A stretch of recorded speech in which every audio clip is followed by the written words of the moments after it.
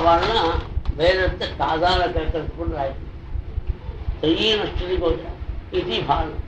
அதுக்காக வேதத்தினுடைய தாற்பத்தை முக்கியமாக வச்சு மகாபாரதங்கிற நினைச்சோம். 17 புராணங்கள். அப்போ அப்படியும் அவருக்கு மனதுக்கு சாந்தி. வியாசர் யோசித்தார். நாதி பிரசீதா தன்னுடைய சுத்தமாகனால தன் புத்திகளாகனால கஷ்டப்படுறார். அப்புறம் நினைக்கிறார், சும்மா பாகவதா தர்மாக நான் பிராயேன் நிரூபிதாக. பகவத் தர்மத்தை நல்லா சொல்லலையோ அதனால நமக்கு கஷ்டம் இருக்கும். பகவத் தர்மம் தான் பிரியா பரமஹம்சாராம் தயவு.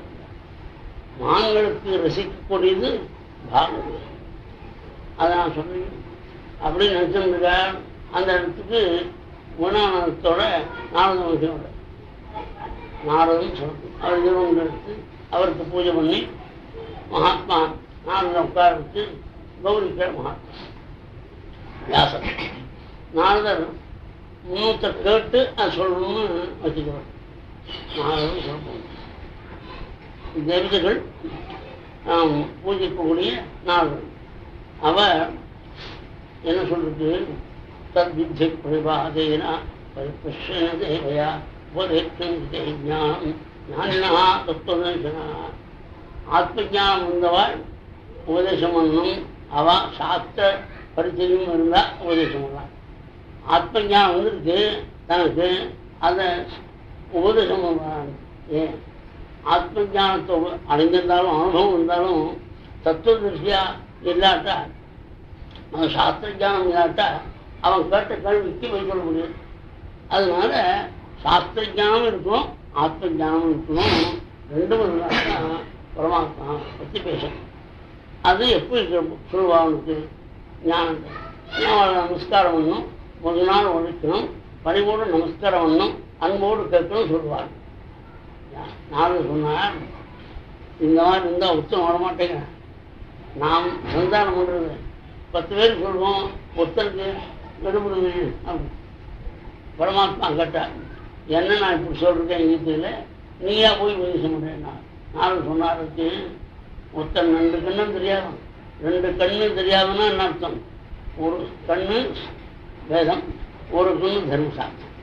இந்த 2 கண்ணு இல்லாதவா அது பிரவர்த்தி எதிர்த்து இருப்பார். அவளை ஞானிகள் ஞானக்கண்ணு சேர்க்கப்பட்டவன் எதிர்கொண்ட அவளை வலுவில் போய் அனுகிரகம் பண்ணு ஞானத்தம். அதுக்கு காரணம் சொல்றார் மகாத்மா. நான் 2 கண்ணு தெரியாத ஒரு ஜீவன் நடந்து போயிட்டு இருக்கான். சாலையில ஒரு இடத்துல இந்த எம்இஎஸ்க்காக அடிக்கடி தோன்றிருப்பேன். அந்த மாதிரி தோன்றி அதில் விழுந்துருப்பான். அப்படியே ஒரு ஆள் உயரத்துக்கு இருக்கு, அதை விழுந்து. அப்போ அவன் போய் காப்பாற்றுறதா, அவன் என் காலில் விழுந்தானா, என்ன காப்பாற்றுங்கண்ணா அப்படின்னு கேட்டுருந்தான். அவன் கண் தெரிஞ்சாதான் பார்த்து போகணேன், கண் தெரியாதாலும் அவன் போனான், நீ போய் பிடிக்கும். அதனால மகான் நாரதர் சொல்றார் சுவாமிகிட்ட, நான் ஞானக்கண் சம்பந்தப்பட்டவன். அதனால ஞானக்கண் இல்லாமல் லோக்கம் தர்மசாஸ்திரம் அந்த வேதம் படிக்காதவாள்லாம் இந்த லோகத்தில் அகப்பட்டு கட்டப்பட்ட பொழுது அதை விழுந்து அவசப்படுவாள்னு நான் தெரிஞ்சவன். நான் அவளை போய் அவள் வருவேன். 10 பேர் சொன்னால் 2 பேர் காட்டுறேன் அப்படின்னு சொன்னார். அதுக்கு பகவான் இதுதான் பக்தாள். பரமாத்மாவுக்கு மேலே அகம் பக்தவராது. பக்தாள் எப்படி தர்மசூத்திரத்தோட அவளுடைய நிலைமைக்கு சேர உபதேசம் பண்ணக்கூடிய மகான் இல்லையா? அதுதான் நாராயணம் பராவிப்ராக தர்மம் இருக்கப்படும். பரம ரகசியம் அவள் தான். அந்த நாள் வலுவர் கேட்க வியாசர் கேட்டவர் சொல்ல, தான் தூண்டி கேட்டு என்ன கட்டம்னா கேட்க தானே சொல்ற. என்ன நீங்கள் வேதத்தையும் படித்தேள், இந்த மகாபாரதம் என்று கேள், 17 புராணங்கள், ஏன் முகத்தில் வாட்டம், மனசில் ஏதாவது கலக்குமா அப்படி கேள்வி கேட்க. நான் வியாசர் பதில் சொல்ற, நீ சொன்னதெல்லாம் எனக்கு, ஆனால் சாந்தி சாந்தி இருந்தான்னு காரணம் எனக்கு தெரியல. தன் மூலம் அவ்வியக்தம் அகாத போதும் உற்சாகி சுவாத்மா. இந்த காரணம் உங்களுக்கு தெரியும். எப்படி தெரியும்? நீர் பகவானுடைய சரணத்தை கழித்த வச்சு உங்களுக்கு தெரியும். தெரிஞ்சா சொல்லணுமானா நீர் கருணாமூர்த்தி யோக பாஸ்கர் ஞான பாஸ்கர் நீர் சொல்லணும். உடனே நீர் சொல்லலை பகவானுடைய மகிமை, அதனால உனக்கு சாந்தி வரும். எவன் நிறைவு பெற்றவனும், எவன் ஆனந்தனும், எவன் ஆனந்தரூபியும், எவன் எங்கும் நடந்தவனும் அவனை பற்றி பேச பேச மனம் நினையும், மனசு ஆனந்தமாக இருக்கும். அந்த பகவானை பற்றி பேசுறதுமே நினைக்கலாம். அது எத்தனை அத்தியாயம்? ஒரு அத்தியாயம், 2 அத்தியாயம் மகாபாரதத்தில். கிருஷ்ணன் வந்தான், கிருஷ்ணன் தூத்தனா போனான்னா அந்த இடத்துல கொஞ்சம் கிருஷ்ணன் பற்றி சொல்றோம். யதா தர்மாதிஷ்ட அக்ஷாகம், தர்மம் முதலிய விஷயங்களை சொல்றதுக்கு கணக்கு இல்லாமல் அட்டூணி சைன்யம் எவ்வளவு குதை, எவ்வளவு யானை, இது கணக்கு. இந்த கணக்கில் யானை பழைய நாள் அட்டூணி சைன்யம் இப்போதான் ஏதோ ஒரு பட்டணத்தை நம்பிச்சா ஊரே போடுங்களா. அப்பேற்பட்ட ஆயுதங்கள் வந்திருக்கும் போது அட்டூணி சைன்யம்லாம் இங்கே வரும். யதா தர்மாதிஷ்ட அர்த்தாகம் முன்வரி அனுகீர்த்திதாக அர்த்தா அவுதவஸ்து பகவான் மகிமை சொல்றோம். அந்த மகிமை சொல்ற போது சில பேர் சப்த ஜானம் அதிகமாக இருக்காது, ஆனால் பகவத் விஷயத்தை எழுதியிருப்பா. அதாவது ஒவ்வொரு ஸ்லோகத்தையும் ஒவ்வொரு தப்பு இருக்கும். அதை பெரியவாள் தெரிஞ்சிருந்தாலும் ஏதோ அவருக்கு வியாக்கரணம் தெரியல, அதனால ஒரு எழுத்து கூட அதை எழுத்து குறைச்சி நான் சொல்லிட்டு அதை கேட்பா. தொடர்பா இருந்தா கேட்பா, பெற்றவா இருந்தா சொல்லுவா. ரெண்டும் இல்லாத காலத்தை படிச்சுன்னு இருப்பார். சில பேர் என்னட்ட கேட்பா, உங்களுக்கு என்ன காலத்தை உங்களை பேர் வருதுங்க இன்னும் தெரியாது. இந்த கட்டம், அது கட்டம் சொல்லணும். இந்த உபன்யாசம் பண்ணிட்டு இருந்தால் உபன்யாசம் ஒரு நாள் கூட வர மாட்டான். உபன்யாசம் பூர்த்தியான பிறகு உபன்யாசம் ஜனங்களுக்கு அது காரணம். அது ஜெயிக்கிறதுக்கு அவளை போய் நான் ஆல்வேஸ் இருந்துட்டேன், எப்போதும் எங்கிருந்தேன். ஏன்னா பாகவதம் சொல்லிட்டு சொல்றவா இருந்தா கேட்கணும், கேட்கவா இருந்தா சொல்லணும். 2 வாய்ப்பும் இல்லாத போது என்ன பண்ணும்? தானே பிடிச்சி சமனித்து காயினித்து வினச்சு. அந்த அர்த்தம் ஸ்ரீதரஸ்வாமி சோதரி சந்தி கிரந்தின்னு கேட்குவாங்க.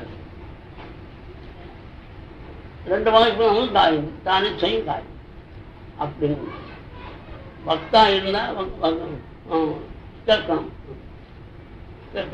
சொல்றவர் தான். அதனால கேட்கும் போது சொல்லணும், சொல்றவா என்பது சொல்றவர் இருக்கும்போது கேட்கணும், கேட்கிறவா இருக்கும்போது சொல்லணும். 2 வாய்ப்பு போது தானே. அப்பதான் பகவானுடைய பெருமையை பாடப்பட கேட்க கேட்க மனசுக்கு சாந்தி ஏற்படும். இல்லையே வேறு எந்த காரியத்தினாலும் மனசாந்தி ஏற்படாது. இதங்கி பும்சா தபஸ்வதஸ்யவா சிருஷ்டஸ்ய துக்கஸ்ய புத்தி தத்தயோகம் அவிச்சுதா அத்சஹ கவிபிகி நூபிதா.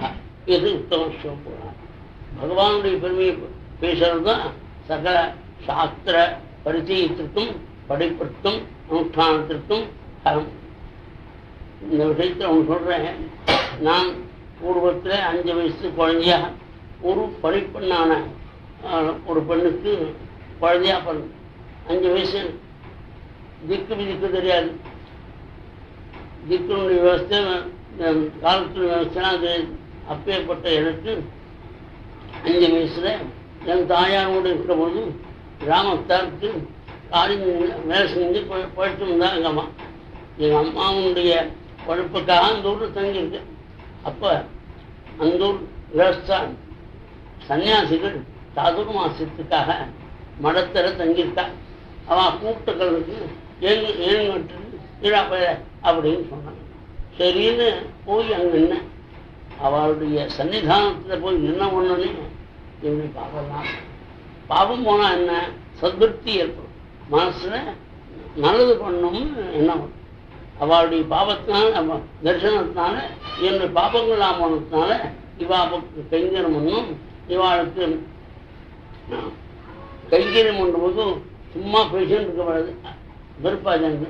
அதனால் பேச்சு அதிகமாக இல்லாமல் விளையாட்டு முதலிய காரியங்களை விட்டு அவள் பக்கத்து உச்சிட்டலேபானு அனுமோதிதோஜ்வீங்கி சதுஸ்வபுஞ்சி தவாஸ்தகுல்முஷா.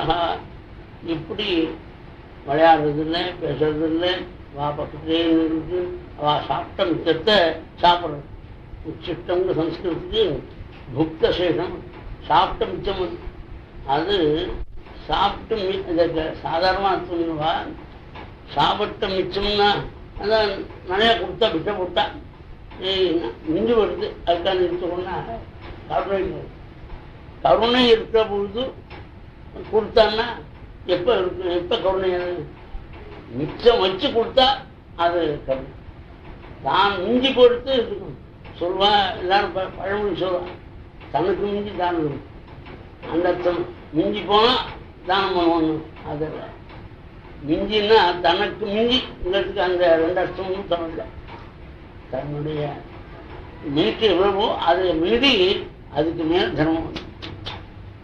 அப்பதான் மகான்களுக்கு பக்கத்தில் இருக்குது அவளுடைய சன்னிதானம். அவளுடைய சாப்பிட்டு மிச்ச சாப்பிட்டதுனால மனசு அவள்கிட்டே இருக்கும். தத் தர்மையேவா ஆத்மனிதான். அவளுடைய தர்மம் என்ன பேசுறாலும் அவளுடைய பேச்சது இருக்கிறது. அவள் பேசுறது பிரம்மவித்தாரம். சாதுர்மாசத்து சனாதீனம்னுவா ஆத்மவித்தாரம்.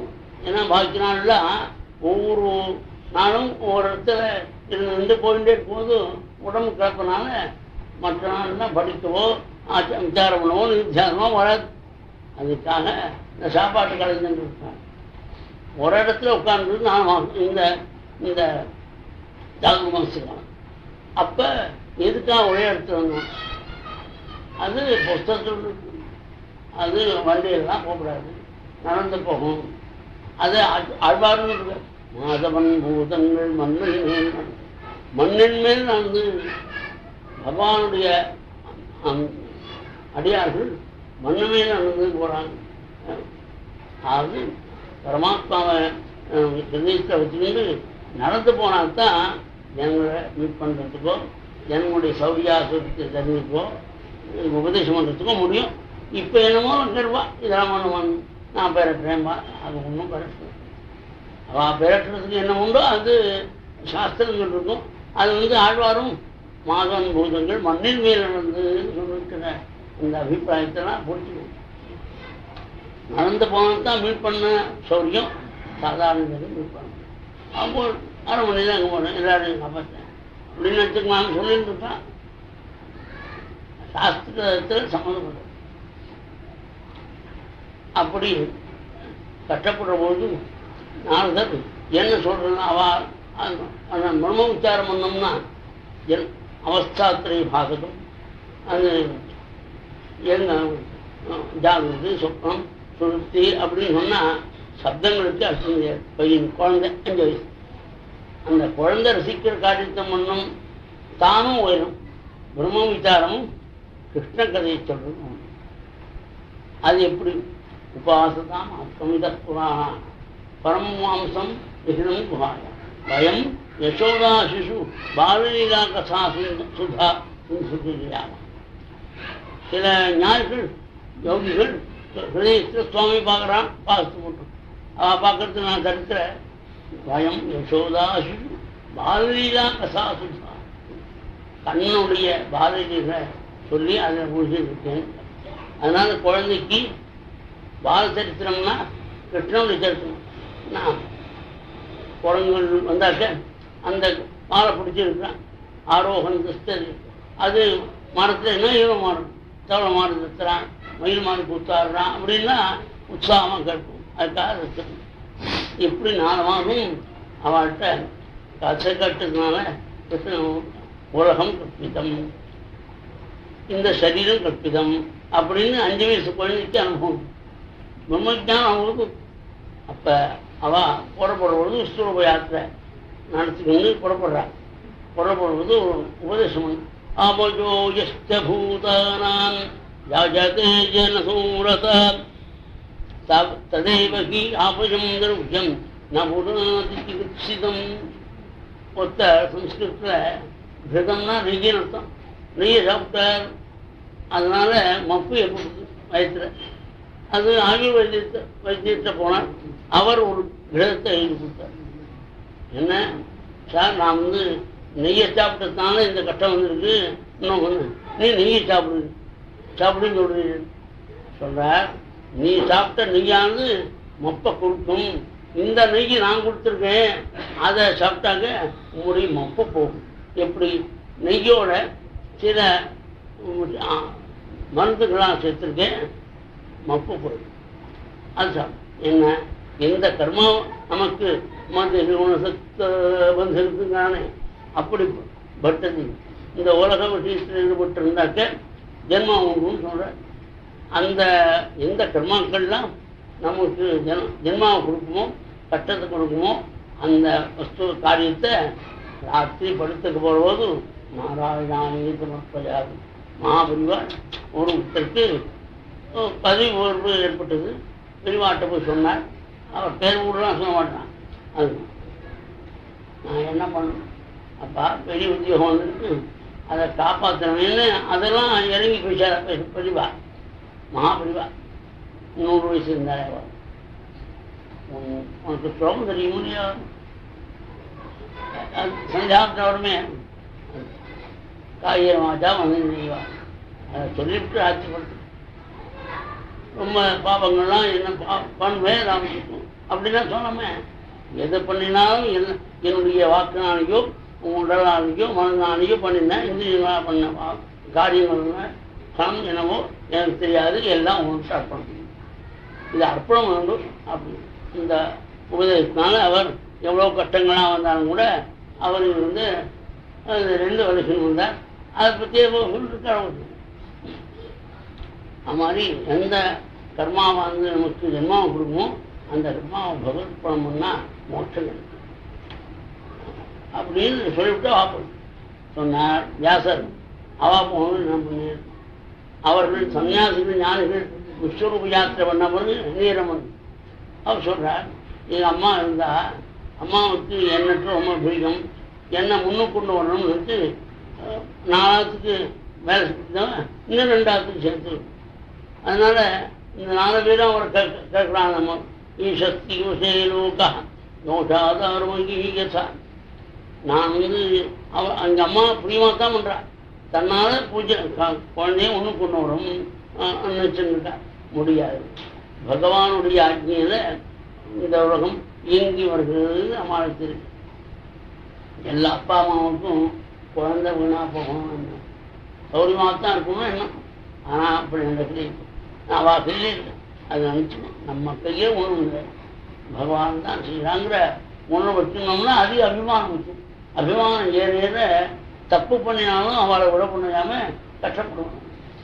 அபிமானம் இல்லை இருந்தால் விட வேண்டிய காரணம் வந்தபோது விட்டுருவோம். எப்படி போனேன் நான் தன்னுடைய கைக்கு அதுக்கு ஏதோ வியாதி வந்துட்டு அந்த காலில் அந்த வியாதியினுடைய கொடுமையினால சீக்கிரம் எடுத்து காலை எடுத்து விட்டாங்கன்னா நீ பொழைப்பிருந்தா தான் பொழைக்கிறதுக்காக தன்னுடைய காலை கொடுக்குறது. காலை இருந்தால் தான் பெருமை. பொழைக்கணுங்கிறதுக்காக ஆத்மா பொழைக்கணும்னா தன்னுடைய பிள்ளைகள் பொண்ணுகள் தனக்கு தர்மத்துக்கு விரோதமாக நடக்கும்னு நினச்சா விடமாட்டான். ஆமாம், விட்டுடுவா. இப்போ ஏன் விடமாட்டேங்கிறா? அபிமானம். முதல்ல கொஞ்சம் வேகம் அமைக்கிறா, அதுக்கப்புறம் என் பெயரன் மாப்பிள்ளை அப்படி எப்படி இருந்தாலும் சொல்கிறான். அது காரணம் அஜானத்தினால தன் பொண்ணு தன் பிள்ளை அப்படின்னு நினைச்சிருந்தான். இதை விட்டால் இந்த எண்ணத்தோடு கூட பகவானுடைய அஜ்ஞானம் நடக்கிறதுன்னு தெரிஞ்சுட்டா எங்கள் அம்மா அஜ்ஞானம் ஞானத்தோடு கொஞ்சம் இருப்பாள். எங்கள் அம்மா ஒரு நாளைக்கு மாடுகள் இருக்க போனான், காலை வச்சுட்டா, பாம்பு இவர் கடிச்சு அம்மா காலமாயிட்டான். அதை நான் அனுகிரகமாக இருந்துச்சு. ஈசஸ்தி விஷயம் ததாது அகமீசஸ்யா பக்தானாம் சமபிக்ஷதா அனுகிரகம் அந்நியமான சுவாதிருஷ்டம் ஜெயிக்கிறான். அனுகிரகமாக நினைச்சு 5 வயசு குழந்தை திக்கு தெரியாது, அம்மாவை தவிர வேறு கதி இல்லை, பெரியம்மா இல்லை, மாமி இல்லை, அத்தை இல்லை, ஒன்று அம்மா தான். அம்மா போட்டு ஒத்துணும் இல்லை. அதை நான் அனுகிரகமாக இருந்துச்சு அம்மா காலம். இப்போ ஜனங்கள் என்ன பண்ணுறாங்க, நல்ல சௌரியம் வந்த பொழுது வீடு வந்து சௌரியங்கள் வந்தபோது வீட்டுக்கு பெயர் போட்டுக்கிறான் லலிதா விலாசம். மொத்தமான அம்பிக்கையுடைய கிருபையினால எனக்கு இந்த வீடு வந்து நன்றினால தான் போட்டுக்கிறான். ஆனால் அந்த வீட்டை விற்க முடியாது வந்தாங்க, தெய்வம் கொடுத்துட்டு. மகானான காளிதாசன் நான் என்னை பாதாளத்தினாலும் 14 லோகத்தில் தலைவனாக வச்சாலும் ஞாபகம் முடிச்சாலும் நான் விடமாட்டேன், விடவே மாட்டேன், நைவம் முடிச்சான். அதுதான் அதை சம்ஸ்கிருதம் சொல்ல விட்டேன்னா தமிழில் சொல்றேன். நன்றே வருகினும் தீதே விலகினும் சொல்றேன். எங்க அதாவது ராகத்தோடு கூட சங்கீதத்தினால் தாளத்தோடு கூட அழகா பாடுறா. அந்த அனுபவம் எதுவும் அனுப்பணும். உத்தர வீடு விட்டுட்டான்னா வீடு விட்டாங்க அப்படின்னு துக்கப்பிரசமானு கேட்குறான். ஏதோ வந்தது போச்சு.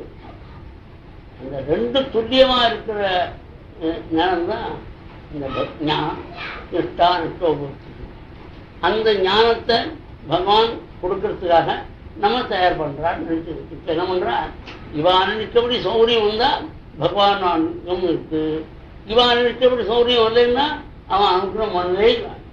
இந்த பாகவதம் முதல் அட்டையிலிருந்து கடைசி வரைக்கும் சொல்றது என்ன, அந்த உண்மை விட்டு நீ புரிய பேர சௌரியம் வந்தா பகவான் அனுகிரகம், கட்டம் கொடுக்குறான் அதுவும் பகவான் அனுகிரகம் என்று பாகவதம் அடிக்கடி சொல்லும். அதாவது விருத்தாசுரம் ராட்சம்னு சொல்றான். தெரிவிக்கியாயாசர்காதம் அத்மத்வதர் விதத்தே சுதர்த்த சக்கா. இந்த நம்முடைய பகவான் இருக்கானே அவன் தர்மாட்சகாமம் திரர்க்கம், இதற்கு ஆயாசம் கட்டம் சொல்றார். அதை சௌரியம் சொன்னான். சௌரியத்துக்கு இடைஞ்சல் பண்ணான். அதான் 30 வருஷம் உத்தியோகம் பண்ணி ரிட்டையர் ஆகலாம். அந்த 30 வருஷத்துக்குள்ள ஏதோ கஷ்டம் வந்து அந்த உத்தியோகத்தை விட இருந்தால் அது நல்லது. அனுகிரகம் ரத்தகா அனுமேய பகவத் பிரசாதா யோ துர்லபா அகிஞ்சன கோச்சரம். சௌகரியத்துக்கு மேலாக கட்டம் வந்த பொழுது பகவான் அனுகிரகம் சொல்றது தான் பாகவத்தின் அனுபவம் அத்திரயம். அது முதல்ல ஆரம்பித்த போது பகவத் அனுகிரகம் அனுகிரகம் பண்ண இந்த ஸ்லோகத்தில் எல்லாருக்கும். ஆனா தனக்கு ஒரு கட்டம் வரும்பொழுது பகவான் அனுகிரகம் பண்ணினால் சொல்றான் கடித்தா அது தத்துவம் தெரிஞ்சாது. அப்ப நான் போனேன், வடக்கே போனேன். ஆனா இப்ப வடக்குங்கிறது அப்ப தெரியாது. அப்புறம் ஞானம் வந்து நான் தான் இருக்கும்போது வடக்கு திசை போனேன் தெரியுது. அந்த வடக்கு திசை போனோம், ரொம்ப தூரம் போயிட்டேன். கால் வரி ஏற்பட்டது, வயத்தில் வசதி ஏற்பட்டது. ஒரு நதி தென்பட்டது. நதியில் ஸ்நானம் பண்ணேன், அதம் பண்ணேன், கரைக்கு வந்தேன். ஒரு அரசங்கண்ணு அரசமத்தடியில் உட்காந்து தனஜரணாம் போஜம் பவனுஜதேதா ஆனந்தா சுராட்சஸ்ய வித்யாசின்மே சனைர்ஹி.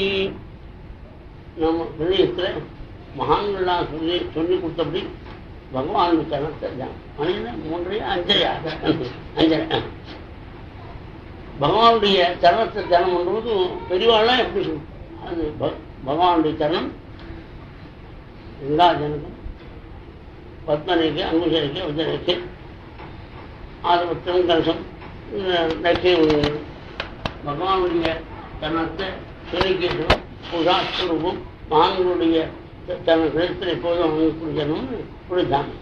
சரணத்தை தியானம் பண்ணனுக்கு உணர்ந்தால் அதுக்கு தியான பிரதேசம், ஊரு பிரதேசம், கட்டி திட்டம், அதுக்கு மேலே வட்டஸ்தரம், அதுக்கு மேல் சொன்ன முக்கம், அதுக்கு மேல் கிரீட்டம், இப்படி பகவான் ரூபத்தை பார்த்தேன். அடுத்த நிமிஷத்தில் மனசன் ஆனந்த கடல்ல மூழ்கி ஆனந்த சம்பளவே லீனா அவசியம். ஆனந்த கடலில் மூழ்கின பொழுது என் மனசு திடீர்னு ஸ்வரூபம் வருது. காலெல்லாம் தெரிஞ்சேன், அசரி வாக்கு ஏற்பட்டு. அப்பா இந்த ஸ்வரூபத்தை உனக்கு காண்பிச்சது சாதுக்களுக்கு 4 மாசம் நீ கைங்கரியம் பண்ணி அதனால சத் சேவையா தீர்க்கையாபி ஜாத்த சத் சங்கம் கொஞ்ச காலம் இருந்தது. அதுதான் இந்த ரூபத்தை காமிச்ச. இந்த ரூபத்தை ஒருதல் காமிச்சது எதுக்காக? இதுல பிடிக்க இருக்கிறதுக்காக. தொடர்ந்து இதை அனுபவிக்கணும்னா மனதுள்ள அகங்காரம் மமக்காரமாக இருக்கக்கூடிய தோஷங்கள்லாம் போகும். அதுக்காக இதை நினைச்சு உருகணும். இதை நினைச்சு உருகி இந்த சரீரமானது விடும். இந்த சரீரம் போன பொழுது உனக்கு பிரம்மபுத்திரனாய் பிறக்கக்கூடிய நாரதர் கூட என்னோட பெருமைய பாட முடியாத ஜென்மா கிடைக்கும். அந்த ஜென்மாவை எப்போது ஆஹா இந்த ஜென்மா கடைசியா அப்படின்னு அந்த அனுகிரக வாக்கு எந்த திசையில் வந்ததோ அந்த திசையை நோக்கி தோன்று. நமஸ்காரம். ஸ்ரீநாபராமும் என் ஜெயம் என் தலைனா இந்த ஜென்மா கடைசி நீ ரொம்ப சொல்ற. நாம அப்ப என்ன பண்ண தன்னுடைய வாழ்க்கையில 4ஆம் வருடத்து குழந்தையா பிறந்திருக்காரு. ஞானம் வந்துருக்கு. சரீரம் போற விருந்தம் எப்படி இருந்தேன்னு சொல்ற பொழுது நாம குஷ்டானி பத்ராணி பிரதானி காம் பர்யட்டன்னு தொற்றமனாக ரஸ்பிரகா காலம் பிரதீட்சன். என் உயிர் பிரிய விழுந்தும் நான் பரமாத்மாவுடைய நாமங்களையும் பரமாத்மா சரித்திரங்களையும் ரகசியமாக இருக்கக்கூடிய பகவத் சரித்திரங்களையும் ஆயார காண முடியும். வெக்கப்படாமல் காண முடியும். அதை யாரா கொடுப்பா குழந்தை பாடுவாங்க. அதை கண்டு சந்தோஷப்பட்டு அவளுக்கு ரொம்ப தேங்க்ஸ் இதெல்லாம் சொல்ற.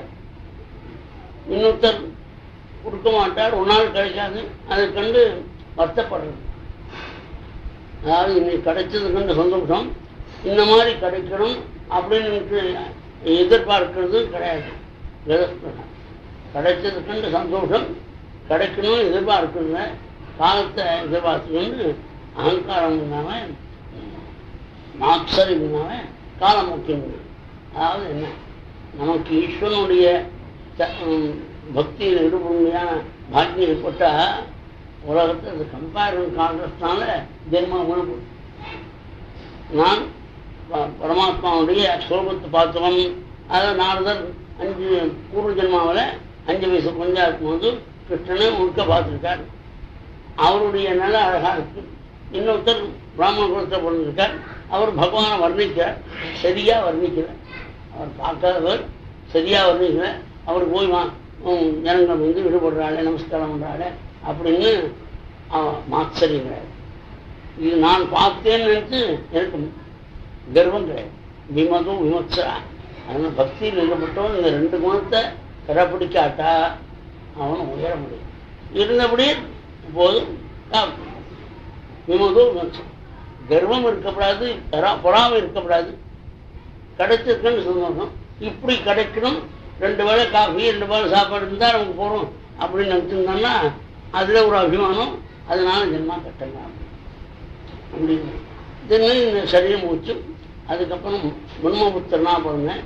பகவானுடைய கருணையினால வைகுண்டம் போனேன். 7வது பிராகாரத்தில் அவரை பார்த்தோன்னே இந்த வான்னு அழைச்சார். அனுகிரகன் மகாவிஷ்ணு விகாதகரி. இந்த வீணை கொடுத்தார். தேவதத்தாம் நாம் வீணாம் ஸ்வரபிரம்ம விபூதாம் முட்சித்வா ஹரிகசாம் ஆயமனாஷ்டராமியகம். இந்த ஹரிகசை சொல்லியிருந்து நான் மந்திரம் முன்மையாக பகவான் நிமித்தான். பகவான் நிமிக்கிற போது எங்கும் போகலாம், எந்த உனக்கு தடை கிடையாது. தேவதைகள் சொன்னார். அசுராவுக்கு தேவதைகளுக்கு செய்யக்கூடிய சொல்லக்கூடிய யோஜனை அனுகூலமாக இருக்கும். அசுராவுக்கு சொல்லக்கூடியது பிரதிகூலமாக இருக்கும். ஆனால் அசுரால் காலம் வராமல் இருக்க மாட்டான். அவர் சொல்றது கேட்காம அப்படியே ஒரு கால பிறக்கிற போது அதனாலாம் இவர் காலில் விடுவோம். யோஜனை சொல்வார். சொல்றது பூர தேவதைகளுக்கு சொல்லலாம் இருக்கும். அசுராளுக்கு அடைஞ்சாது. இதான் உறுதுன்னு பார்த்தா இவரை பிராடு கேட்கக்கூடாதுன்னு நினைச்சாலேயே அவன் கப்பட்டப்பட்டு ஜீங்கி நீங்கி நாடுதான் ஜீங்கி சொல்றார். கப்பட்டமாக போய் செத்து ரொம்ப கட்டிக்காரன். கப்பட்டப்பட்டு ஜீங்கி அந்த அந்த விஷயத்தை தெரிஞ்சும் அவன் நமஸ்காரம் பண்ணிட்டான். அதனால ரிஷிகளை பார்த்தா வந்து உடைய சம்ஹாரமும் புறவுடை திரும்பும். ஆனால் நாரதர் பார்த்த காலம் அப்படி அவருடைய ஜாதகம். அதோடு கூட இந்த வீணையை மீட்டுக்கொண்டு பகவத் குணம் காணணும். ராமாயணம் சொல்றாங்க என் ஹிரதயத்தில் பொருந்த பாணின பிரபுராமன் சிரஸ்திர ஜடை மார்பலம் வாழ்ந்தோர் இடப்புறமானி வலதுகையில் இடதுகையில் போதனும் வலதுகையில் அர்ஜுந்தர் வானத்தோட சாமசுந்தரனாய் ரமணீய கத்தனாய் சாமவர்ணத்தோடு பரமாத்மா சீதா சமயனாய் லட்சுமண சைதனாய் இதோ ஜனவர் ஜாகிரதை பண்ணியிருப்பார்.